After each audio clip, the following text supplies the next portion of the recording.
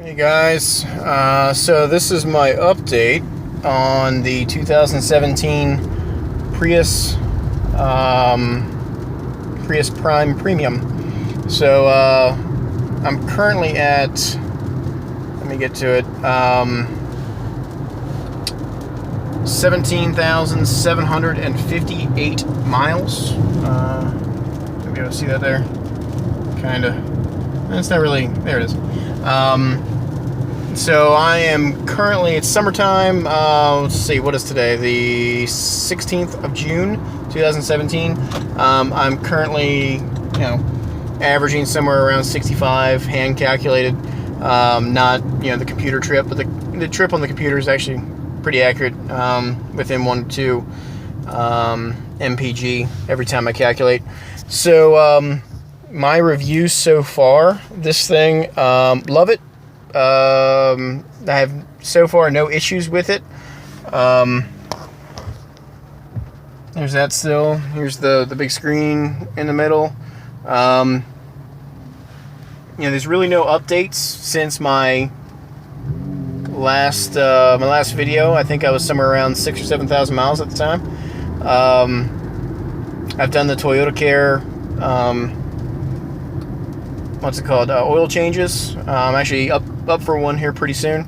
The car is flawless. Well, actually, hang on, there is one little thing.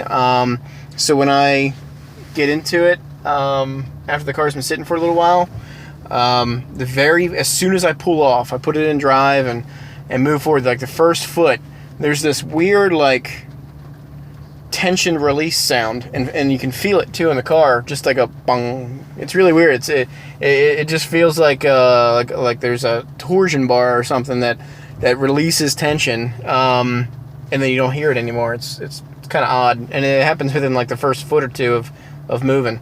But no issues with that. The vehicle, it's great. It's getting me A to B. Let's see what I've done. I put some tint on it, on the windows. You can kind of see a little difference. It's about, I think 35%, plus or minus. But it looks great with it.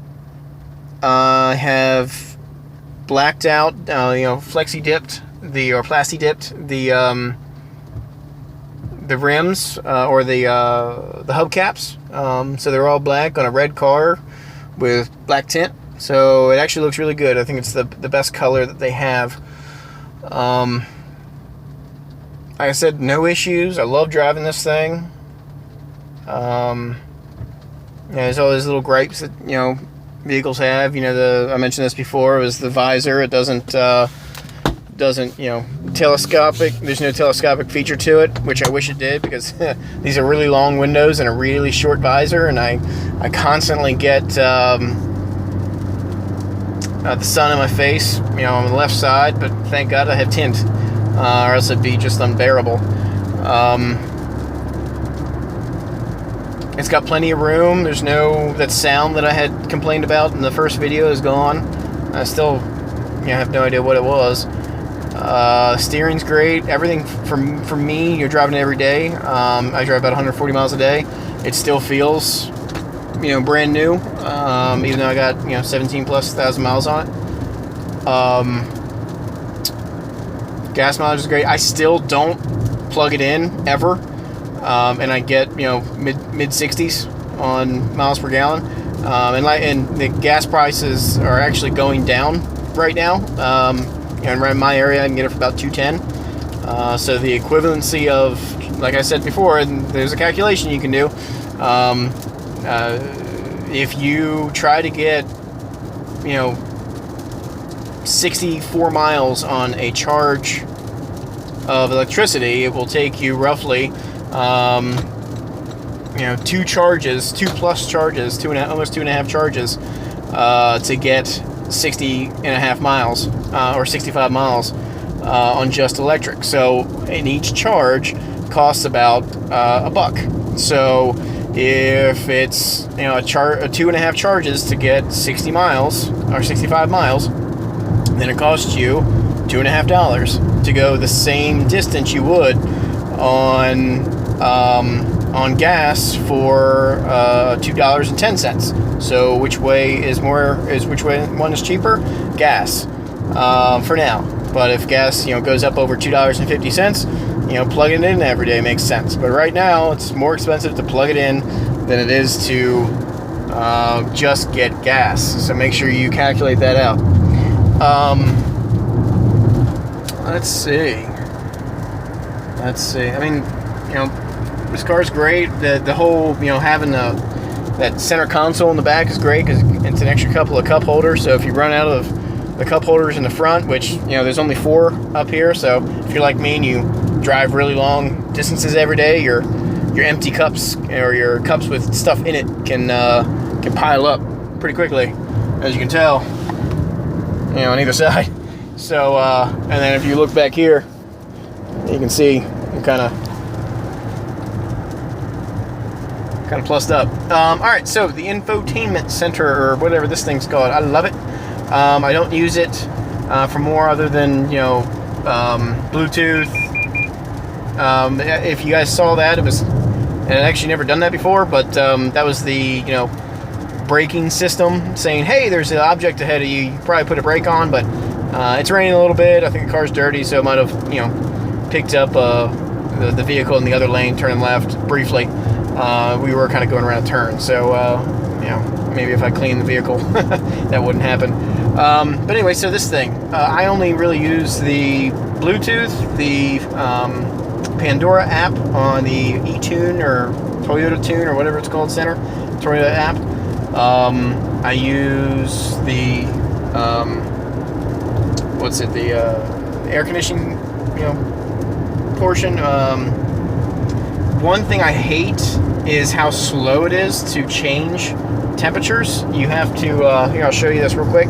You have to press and hold, and you can see at the top it's changing, and it just takes forever to change. And then it'll pause at 72 because it's like, 72 is optimal, right? And then it'll keep going up. So it takes a while to get to the temperature. I mean, it's not a big thing, but I wish you could just, wish it would go faster. The AC is ice cold. I had this thing in the wintertime too, and the heat is, hot as well. It does heat up very fast. They designed the HVAC system on this thing pretty well. If you know how they did it, they run the coolant through the catalytic converter. So once the catalytic converter heats up and lights up, which it does very fast in this vehicle, you get your coolant up to optimal temperature very quickly, which then translate into heat for your vehicle and also for your HVAC system. That is key for a hybrid vehicle or electric vehicle, so that your batteries will be operating in the optimum environment, temperature environment when going down the road. They can't be too hot, they can't be too cold. They got to be just right.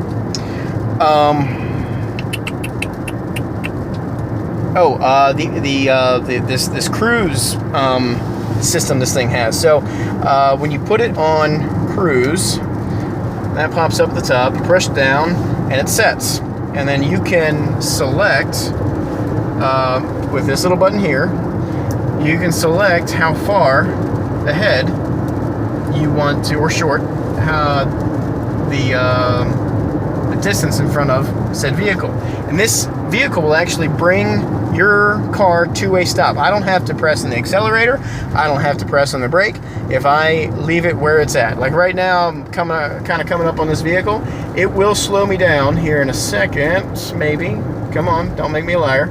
There it goes. See, it'll slow me down to 46. It'll slow me. Wait, there's 45. I'm not touching anything. It's just the vehicle doing it. Now, if I change the setting and change it to 3 lanes, it should slow me up even more until I come back. I think it looks like the distance is expanding a little bit, but I like to get a little closer. So let's see. I really like that feature. It's a little scary first couple of times. You want to hover over top of the brake and the gas and everything. just passed the cop. I am holding my phone up, so he might... No, he's good. Not gonna pull me over. Let's see, what else?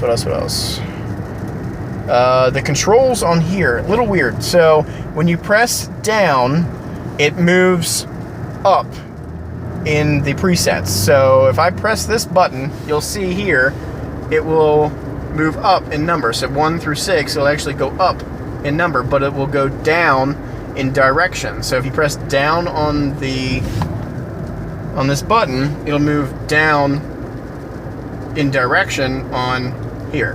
It's a little odd to get used to, but you know, you do. It's one of those things. There's a whole bunch of info on this thing. If you want to go through all the trips and the screens and all this fuel consumption stuff, I don't do any of that. I just leave it here and kind of play around with trying to keep the accelerator within that eco range. You can see that it's currently in. Oh, okay, so something else I've noticed about this vehicle, I always try to keep a charge on it. So like the 4.5 or what, I try to keep my charge somewhere around there. I really like to leave it there because it actually gets better gas mileage when I leave it there than if I deplete it all the way down to 0 and allow the vehicle to modulate between gas and hybrid. So if I actually have a little bit of a charge on it, for me, it tends to actually give me a couple more miles per gallon. And like I said, I rarely use, if at all, a full electric. Like if in the morning I have 4 miles on the vehicle, and for electric charge, I might forget to press the button to switch it over to the hybrid mode, which is what you have to do every time. So yeah. Let's see, what was the other thing I was about to mention about this vehicle? Yeah, a little radar ready stuff there. Something that, shoot, I was about to mention it.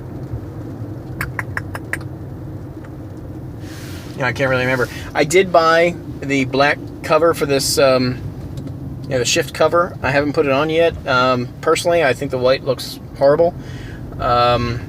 So I wish Toyota would make the option so that you could get that in the premium version. Same thing here. I wish it was all black. Well, dang, I was going to mention something that was pretty neat, and I cannot remember what it was. I'm looking around. What was it? Oh, that's right. Here we go. Okay, so I actually just found out about this. I've been driving around this thing for a while. In the last 2 weeks, I figured this out. So there's a button right there, right in the middle. A little EV, what is it? MV EV or whatever the thing is. That if you press and hold, see that little thing I popped on? It's called charge mode, and you can see it right there. Click on. So it says charge mode. And what that does is, you'll get worse gas mileage, but it will charge your battery while you're driving down the road. In addition to your regenerative braking and downhill cruising regeneration. I like to use this when, like, if for some reason my battery is fully depleted and I want to bring it up to a couple miles so that I get better gas mileage throughout the day. I'll use that. I think I haven't used it so that I haven't kept it on for a full drive to try to get it to charge the whole battery, because I don't think it can. But I think I've gotten to like 11 or 12 or something like that, and I was like, yeah, it's enough, and just turned it off. When you have that on, the acceleration is definitely decreased. So if you guys use that and you think you're going to take off from a stoplight or an intersection or something like that at the same speed, you will not. Let me turn that off because I'm at 5 miles. But it actually charges very, very quickly.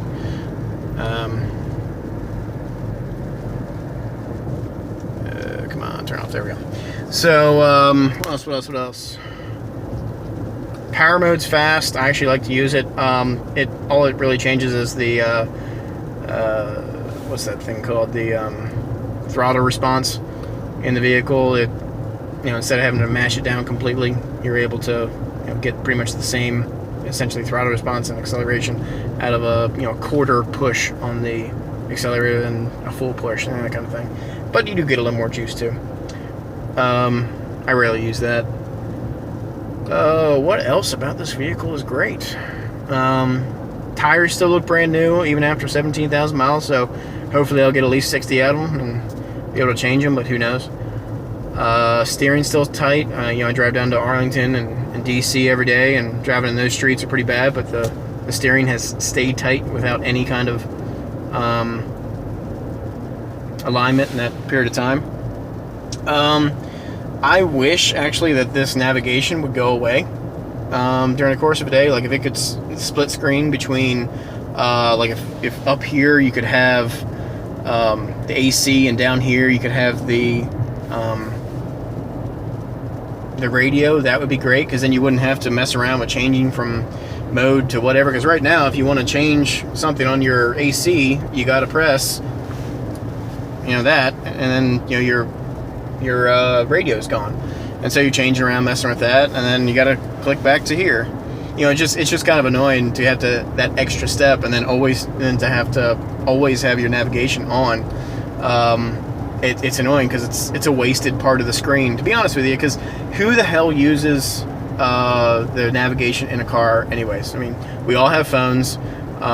It's so much easier to look up a destination on your phone. You can talk to it, you know where it is, you can click on it. Everybody looks up a destination on their phone anyway, so that's what people are going to use. And if it had the Android Auto or Apple CarPlay or whatever the hell that thing is, and you can mirror it on there, that'd be awesome. But it's essentially navigation in a vehicle, permanently in a vehicle, is just worthless. Hey, it has navigation, cool, I'm never going to use it. So in when you actually look at it, this part of the screen, even though it's huge, is freaking worthless. You only use this part. It's horrible. So why am I going to pay for that? It should really be split screened.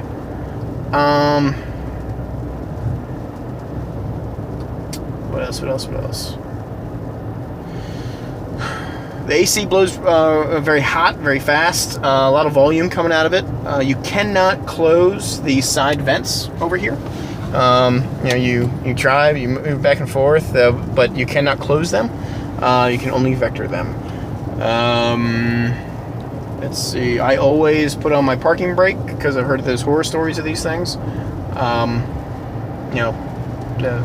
The parking setting on the shifter just disengaging on its own and rolling away. So I always put it in. Put the parking brake on. Oh, what else? Oh, if you guys have like girlfriends, or if you're a female driving this vehicle and you have really nice rings, this little light up here, I'm sure a lot of people have seen that little guy right there. At nighttime, if you actually take your ring, like my fiance takes her engagement ring, puts it up next to it, it refracts the light really nicely, and kind of creates this little a chandelier effect, and she it's kind of a novelty. She finds it kind of interesting when she's in here. So little fun fact. Let's see, what else? There's really nothing else about this vehicle other than I love it. I hope I have it forever. I hope it actually lasts hundreds of thousands of miles. I know it won't, but I'm hoping that it will. Let's see, I got the $4,500 tax credit from the federal government for taxes. That was sweet. I missed the state tax credit by like a month and a half, so that sucked. What else? I love it. Oh, the steering wheel. So the steering wheel is actually pretty sporty. It's got a good feel to it. I'm not sure if it's real leather or pleather, but who knows. The seats are very comfortable. They actually hug you pretty nice. They're very sporty. It is that Toyota fake leather stuff, but man, I'll tell you what, they're very plush. I I wouldn't want leather. Had this, you know, so, but yeah. So there's the seats. I use my car, and I don't really care about keeping it clean. You know, I drive it like a car. I don't drive it like a hybrid or someone who's trying to get, you know, hyper miling and all that crazy stuff. I just drive it, and you know, I don't draft people. I don't, you know, purposefully try to keep it, you know, in that eco mode at all times and get the best score that I can. Obviously, you can see my current score right there is, you know, 45 out of 100. You know, and I never look at that. That's probably the first time that I ever actually looked at it. Was just now telling you guys that I have a 45 or a now 63. But yeah, I mean, I love the car. So yeah, message if you got questions, and I'll answer what I can. Thanks, guys.